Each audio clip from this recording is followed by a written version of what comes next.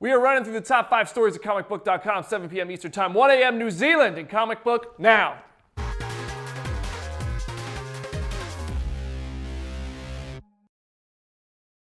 What's up, Comic Book Nation? Welcome to Comic Book Now. Thank you for joining us. I'm your host, Brandon Davis. Please call me BD. I'm joined by my trusty compadre, Lucas Siegel. What's happening, guys? I'm going to give the shout-out of the day to Jamie Wilkins. You're epic, too. Jamie, what's up, dude? Lucas is giving that shout-out because he's monitoring the comment section right now. Questions, comments, concerns, Facebook, Twitter, YouTube, Periscope, wherever you're watching from, shout it out. How do they do it, Lucas? Yeah, don't forget to hashtag us at #CBNow, and you can ask questions. We'll answer them, and you'll be very happy because you'll get a shout-out. So. Yeah, and we're also giving something away today, too. So stay tuned. We'll get to those questions, comments, concerns in just a second. We're going to start with the news, okay? I'm going to go over here.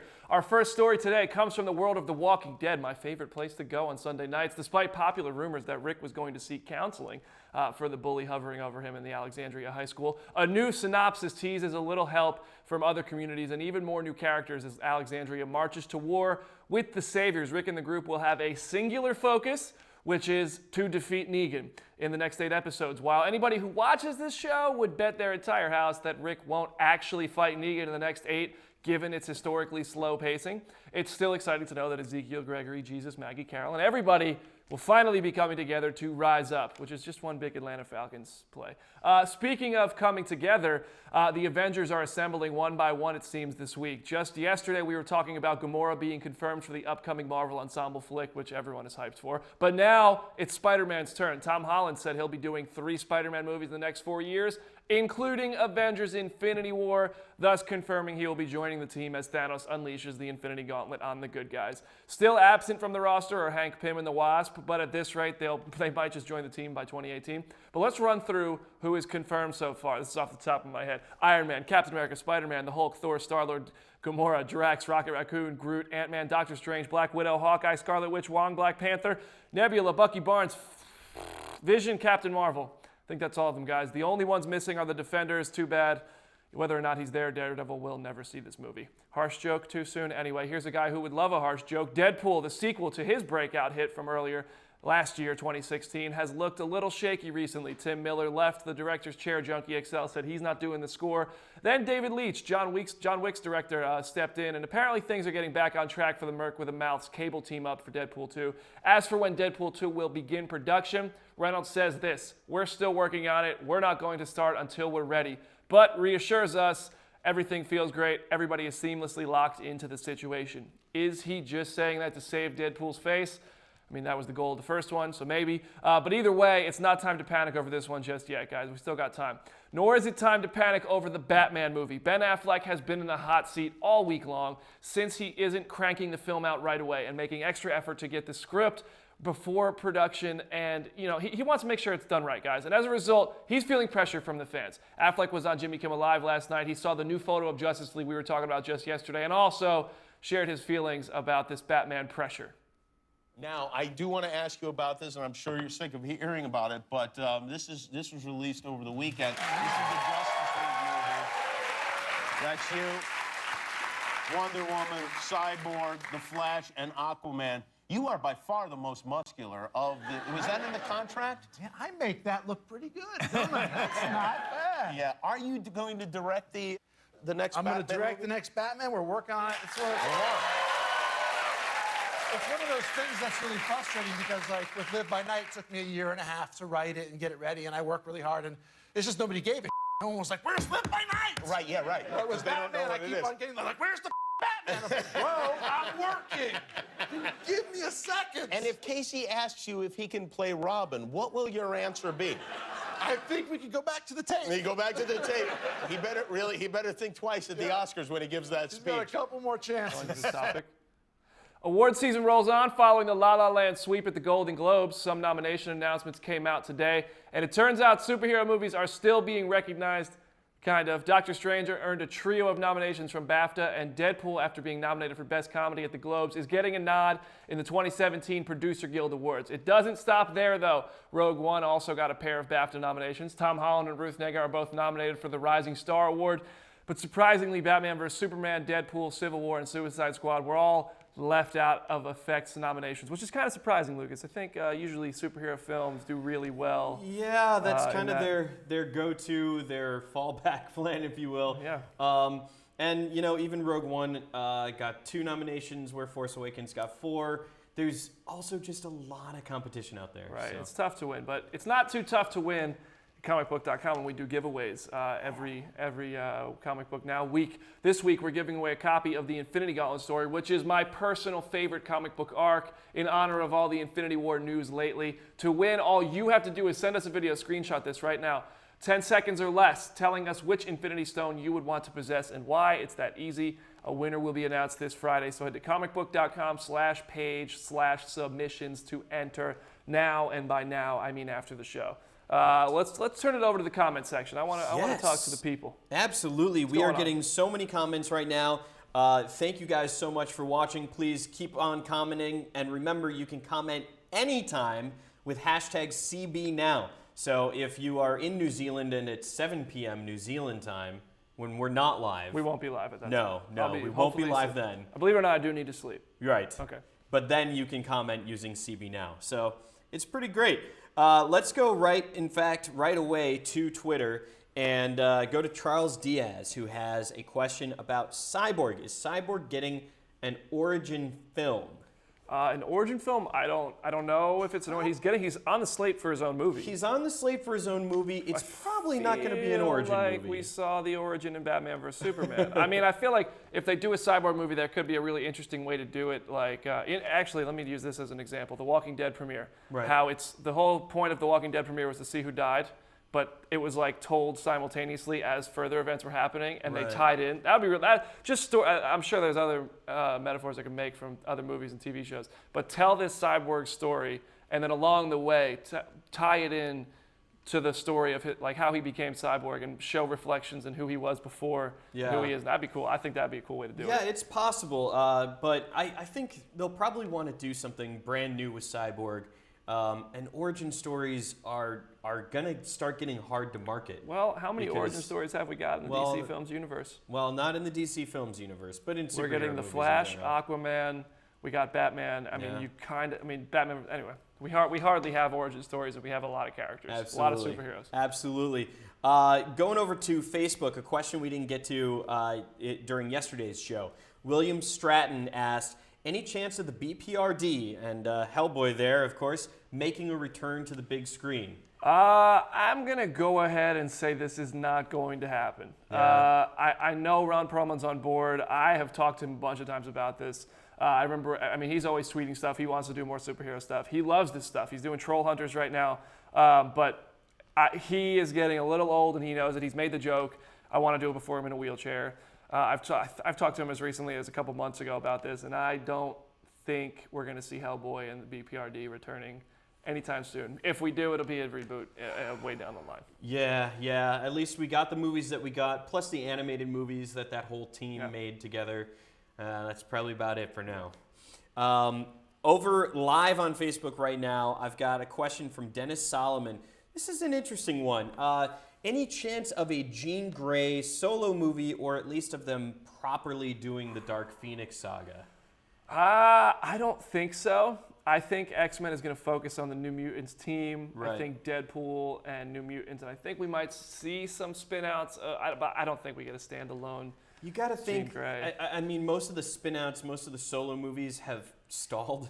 Where's Deadpool took 11 years to make. Gambit has been in the ether Where's for my 3 Nightcrawler? years. Where's my Nightcrawler solo film? Wasn't that one Can we that prioritize correctly, guys? Where is my Nightcrawler I feel solo like film? Nightcrawler was one that was It was rumored for a while discussed, too. right. So I think right now their priority is definitely not in the solo films.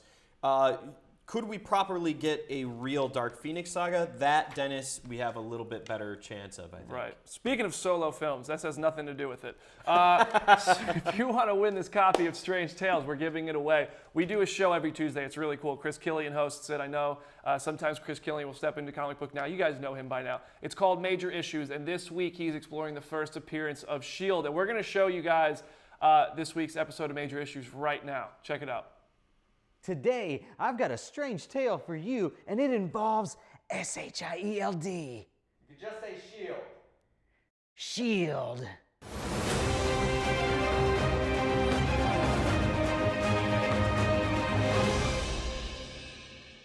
Welcome to Major Issues. This week we've got Strange Tales number 135. Now, if you're a comic collector like moi, then you know Strange Tales number 135 is a powerhouse of an issue because it's not just the first appearance of S.H.I.E.L.D. Oh no, it's also the first appearance of Hydra, the Helicarrier, Agent H, and Life Model Decoys. All of these were created in 1965 by Stan the Man Lee and Steve Ditko. Now, these days, S.H.I.E.L.D. stands for Strategic Hazard Intervention Espionage Logistics Directorate. In the MCU, it stands for Strategic Homeland Intervention Enforcement and Logistics Division. But here, in its original inception, S.H.I.E.L.D. stood for Supreme Headquarters International Espionage Law Enforcement Division. What in the blazes is going on? I'm not sure Nick Fury without nipples, but let's just stick to calling it S.H.I.E.L.D. In the very first page, we see S.H.I.E.L.D. cloning Nick Fury for the first ever LMDs, lifelike robots designed to distract would-be assassins. And apparently the process is 10 seconds of extreme danger. Don't move, Fury. Don't even breathe. The slightest error can cause your death. Later on, we get a cameo from Tony Stark, and Nick Fury, moving by pure reflex, saves him by detecting a bomb. What is it? Get everyone under cover. I can smell a booby trap a mile away, and this is it. By now, S.H.I.E.L.D. has been a part of dozens of video games, cartoons, films, and heavily focused on in the hit ABC show Agents of S.H.I.E.L.D. And like I said, this is also the first appearance of Hydra. Hail Hydra. And we learn Hydra treats their agents the same way I've always treated my girlfriends. You shall be discarded and replaced by another, unless you can defeat your replacement in combat. I don't have girlfriends. And if you don't either, pick up Strange Tales number 135 and add it to your collection. For Comicbook.com, I'm Chris Killian, and we'll see you next issue.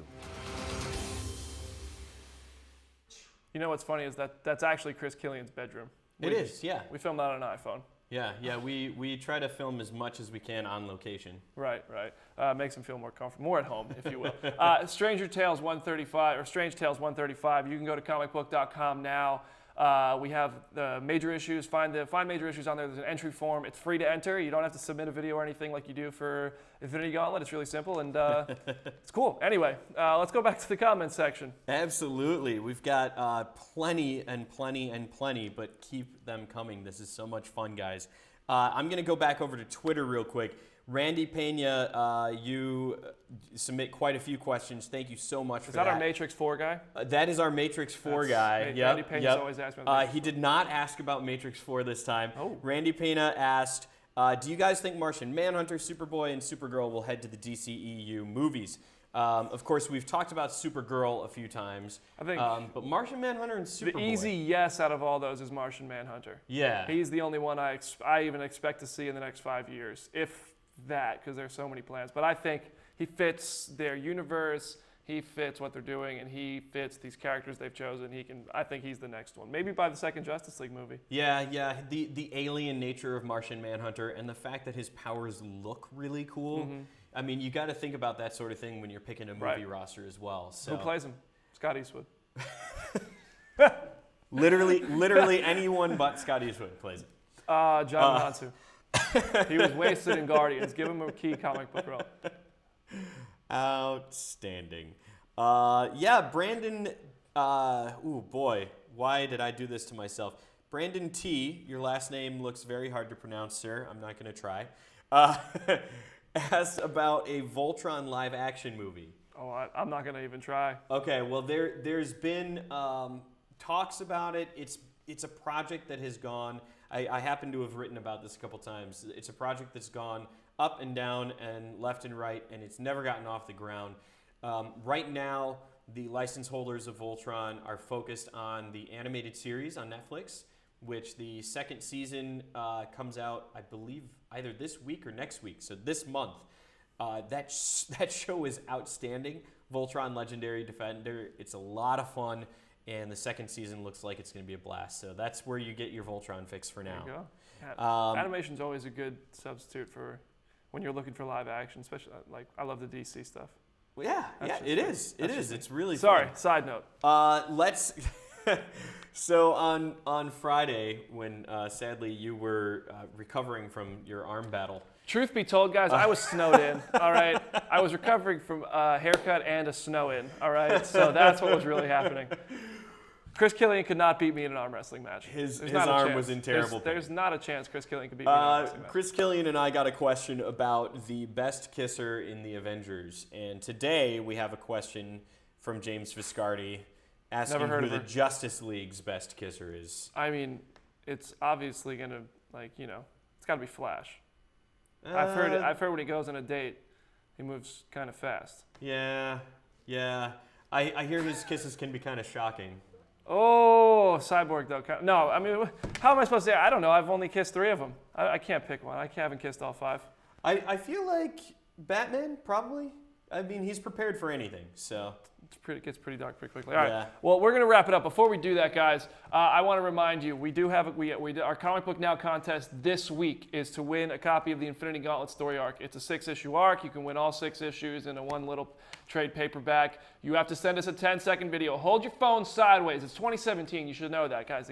What's more annoying than that? So let us know which Infinity Stone you would want and why. You can win a copy of the Infinity Gauntlet. Go to comicbook.com/page/submission. Say that 10 times fast. And then you're entered to win. It's that easy. And you'll be featured on the show. 3 of you will be featured on the show to win a t-shirt. 1 of you will win the comic book. That's all we have. I see a lot of questions about how to win t-shirts, so that's one way you can do it there. That's one way. That's all we have time for today, guys, so thank you so much for watching. We do this every weekday, 7 p.m. Eastern Time, 1 a.m. New Zealand. If you want to talk more, hit us up on Twitter, @Lucas Siegel, @Brandon Davis, BD. We love chatting, so thank you, guys, and we'll see you tomorrow.